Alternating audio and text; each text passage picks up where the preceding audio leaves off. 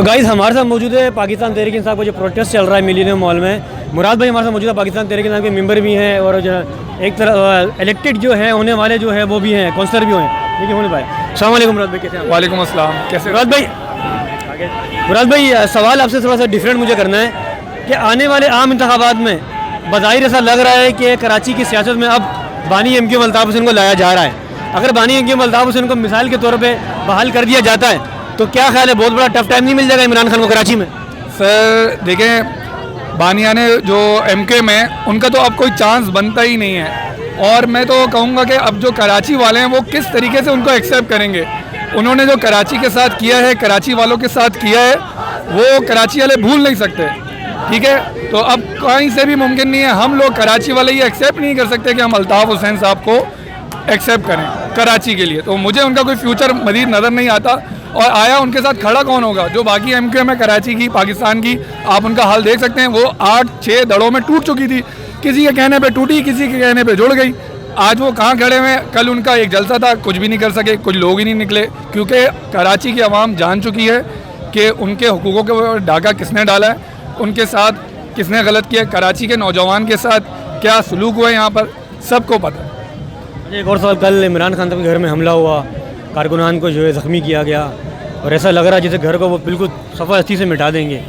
तो अब एक और प्रैक्टिकली तौर पर ऐसा लग रहा है जैसे पीटीआई को चारों तरफ से घेरा जा रहा है, बड़ी ताकतों की तरफ से भी और सियासी तरफ से भी। क्या कहेंगे सर? देखें, कल जो इमरान खान के घर पे जो उन्होंने हमला किया, ये तो एक बुज़दिलाना हरकत है। ठीक है, एक शख्स जो ये, और कौन है वो? पाकिस्तान के एक्स प्राइम मिनिस्टर।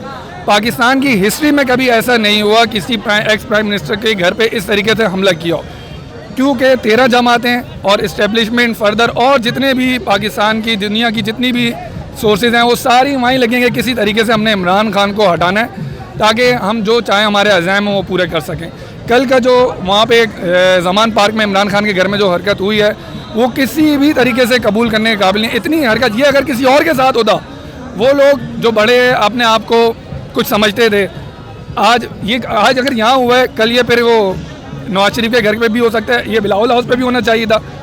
वहाँ पे अगर इनकी ज़रूरत है, इस तरीके से पूरा लश्कर लेके जाएं, अगर करके दिखा सकते हैं तो कर दें।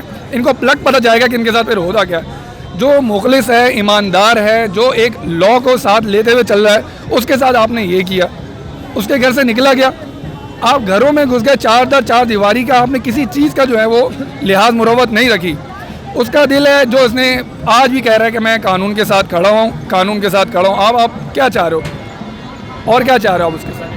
आखिरी सवाल ये है कि आम इंतखाबात अगर होते हैं जी, अब आपको पता है नून लीग है, पीपल्स पार्टी है, अब तो फिर एमक्यूएम भी है, फिर वो दोबारा से अगर आपस में मिल जाते हैं, फिर दोबारा से अगर हुकूमत बन जाती है, अगर आम इंतखाबात में भारी अक्सर ना ले पाई पीटीआई, तो फिर क्या होगा 5 साल फिर?